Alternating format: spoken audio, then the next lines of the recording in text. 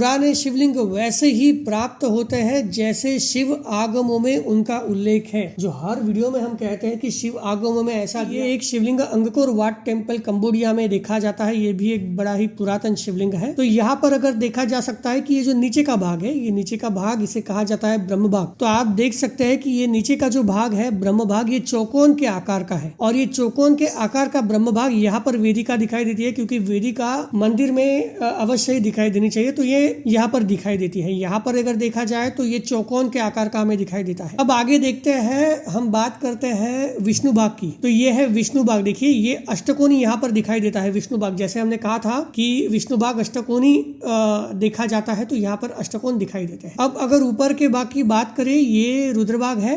तो यहाँ पर देखिए ये रुद्रभाग जो है ये एक सिलेंडर शेप का हमें नजर आता है। यहाँ पर अगर देखा जाए तो यहाँ पर हमें एक मुख दिखाई देता है महादेव जी का। तो एक मुखी शिवलिंग का इस्तेमाल भी बहुत सारी चीजों में या फिर मनोकामना की पूर्ति के लिए किया जाता है। अब बात आती है कि परिमाण की। तो परिमाण की बात करते हैं। देखिए जब हम परिमाण की बात करते हैं तो परिमाण में भी देखिए यहाँ पर ये जितना परिमाण है उसके अनुरूप ही ये परिमाण बढ़ा हुआ है, और इसके अनुरूप ही अगर देखा जाए तो ये परिमाण बढ़ा हुआ है और करीब करीब ये यहाँ तक ब्रह्म भाग नजर आ रहा है। तो ब्रह्म भाग, विष्णु भाग और रुद्र भाग, इनका परिमाण एक ही अनुपात में होता है, चाहे वो घटता हुआ नजर आता है। यहाँ पर देखते हैं, यहाँ पर ब्रह्म भाग बहुत ज्यादा है, उसके बाद विष्णु भाग आता है और उसके बाद रुद्र भाग आता है। या फिर ऐसे देखा जाता है कि ब्रह्म भाग से बड़ा विष्णु भाग से बड़ा रुद्र भाग देखा जाता है। तो अगर पुराने शिवलिंगों की अगर बात की जाए तो पुराने शिवलिंग ब्रह्म भाग, विष्णु भाग और रुद्र भाग ऐसे ही देखे जाते हैं। अलग अलग शिवलिंगों पर हम बात करेंगे, अलग अलग शिवलिंग देखेंगे, किस प्रकार के शिवलिंग प्राप्त हुए हैं उनका विश्लेषण करने की कोशिश करेंगे और देखेंगे कि हमें उससे क्या प्राप्त होता है। तो अगर पुराने शिवलिंग देखे जाए तो पुराने शिवलिंग